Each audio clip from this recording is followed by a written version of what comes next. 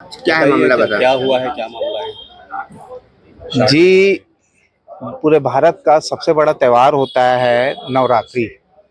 मेरा लगातार आवेदन के द्वारा, प्रशासनिक अधिकारी के द्वारा मांग की जा रही थी। पताल भैरवी मंदिर मेरे में धार्मिक स्थल है, सबसे बड़ा मंदिर है राजनांदगांव जिले में, जिसमें छत्तीसगढ़ और आसपास से राज्य के लोग, पदयात्री लोग भी आते हैं, दर्शन करने आते हैं। पूरी रोड उबड़ खाबड़ हो गई थी।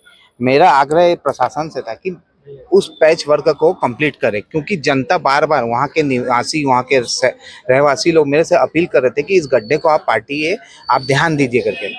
मैंने इस विषय में कल भी माननीय कलेक्टर साहब को अवगत कराया था। कलेक्टर साहब ने भी बोला इस विषय को। मैं कमिश्नर साहब को लगातार फ़ोन कर रहा था, क्योंकि उन्होंने मेरा नंबर को ब्लैक लिस्ट में डाल के रखा है। फ़ोन लगता नहीं था, अपील करता था, रिप्लाई नहीं आ रहा था। लेटर भी दिया, रिप्लाई नहीं आया मेरे पास कोई। फिर मैंने कल जब जनता बोली तो मैंने कलेक्टर साहब को भी इस विषय में अवगत कराया था कि मेरे वार्ड की स्थिति जर्जर हो गई सर, उस गड्ढे को पाट दीजिए, मरम्मत करवा दीजिए, ताकि श्रद्धालुओं को कोई तकलीफ मत हो। और इस विषय में कलेक्टर के द्वारा भी कोई कार्य नहीं हुआ ना, फिर मैंने आज सवेरे फ़ोन किया कमिश्नर साहब को। फ़ोन लगाया तो बंद आया, बंद नहीं, सॉरी, ब्लैक लिस्ट में था, फ़ोन लगा नहीं मेरा। फिर मैं उनके घर गया, 1 घंटा खड़े होने के बाद मैंने उनको बोला, सर मेरे नंबर को ब्लैक लिस्ट से हटा दीजिए, और आपके ब्लैक लिस्ट के काम मैं आपसे बात नहीं कर पा रहा हूँ, संपर्क नहीं हो पा रहा है। कई विषयों की मांग रहती है, उसको हमको बताना पड़ता है। मेरे पताल भैरवी मंदिर है, श्रद्धालु लोग आने वाले हैं, और रोड की स्थिति जर्जर हो गई है। पर वो आए देखे न ताए देखे, तुम मेरे घर में क्यों आए, तुम होते कौन हो मेरे को बताने वाले, ब्लैक लिस्ट से हटाऊं या ना हटाऊं, मेरा मोबाइल है, मैं कमिश्नर हूँ, अभी आचार संहिता है, मैं तुम्हारी नेतागिरी एक बार में घुसाड़ दूंगा, तुम मेरे को जानते नहीं हो।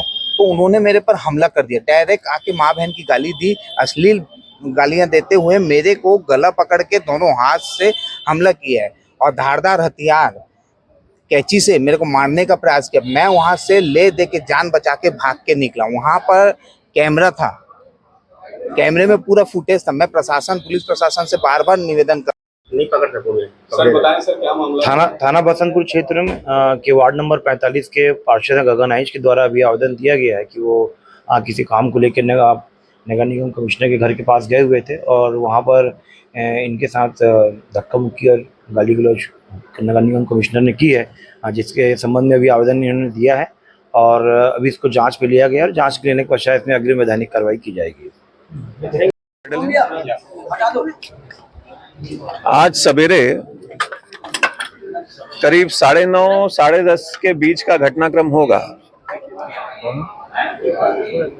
गगन आइच जो राजनांदगांव नगर निगम के पार्षद हैं और जनप्रतिनिधि हैं,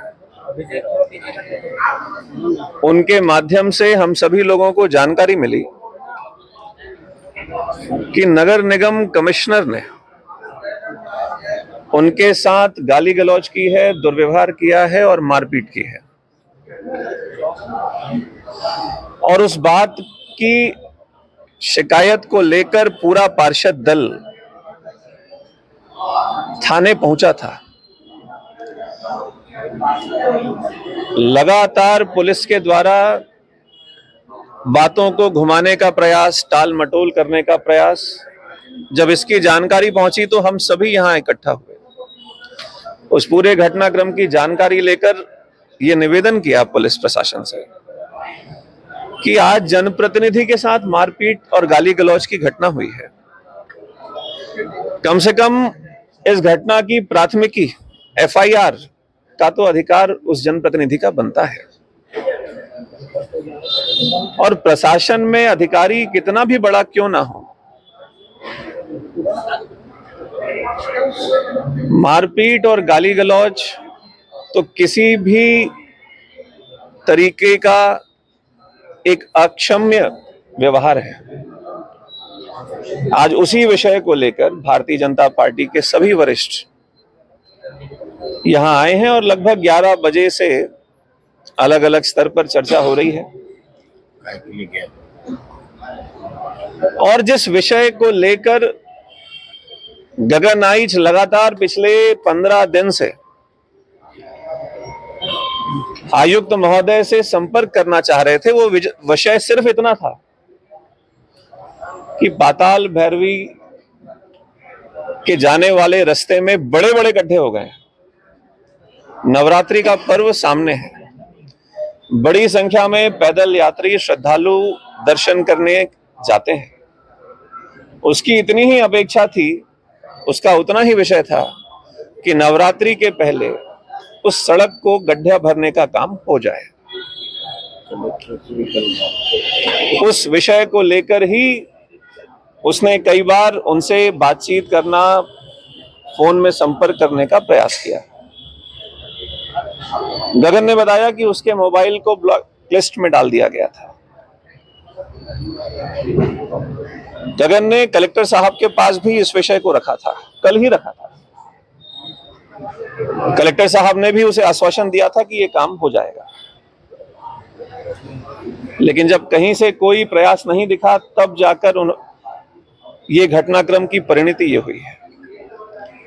तो इस तरीके का निगम के शीर्षस्थ अधिकारी का व्यवहार, इस पे आगे भी चुनाव आयोग से भी शिकायत करने का निश्चित रूप से यहाँ एफआईआर की मांग को लेकर हम आए हैं। एफआईआर होने के बाद, चूंकि अभी ऑब्जर्वर शायद यहाँ जो भी चुनाव आयोग में कलेक्टर साहब से मिलेंगे और स्टेट इलेक्शन कमीशन के पास भी हम ये मांग करेंगे कि भाई चुनाव जिन अधिकारियों को संपन्न कराना है, कम से कम ऐसे अधिकारी हों जो मानवीय संवेदनाओं का, व्यवहार कुशलता का ध्यान रखते हुए एक अच्छे वातावरण में निष्पक्ष चुनाव संपन्न करा सके। ऐसा दुर्व्यवहार और ऐसे अधिकारियों को कम से कम जब तक इस पूरे प्रकरण की विवेचना नहीं हो जाती और ये चुनाव नहीं हो जाता, तत्काल इस पद से हटाकर और कहीं उनका उपयोग करना चाहें तो करें। लेकिन राजनांदगांव हमेशा एक शांति प्रिय शहर रहा है, संस्कारधानी के नाम से पूरे प्रदेश में जाना जाता रहा है। और राजनांदगांव ने देखा है कि अलग अलग समय पर बहुत अच्छे अच्छे अधिकारियों ने यहाँ एक अच्छा माहौल बनाकर काम किया है, चाहे चुनाव का समय हो या सामान्य विषय हो। तो इतनी ही अपेक्षा के साथ हम सब यहाँ आए हैं और यहाँ से कलेक्टर साहब से मिलेंगे और चुनाव के आयोग को भी इस बात की जानकारी देंगे।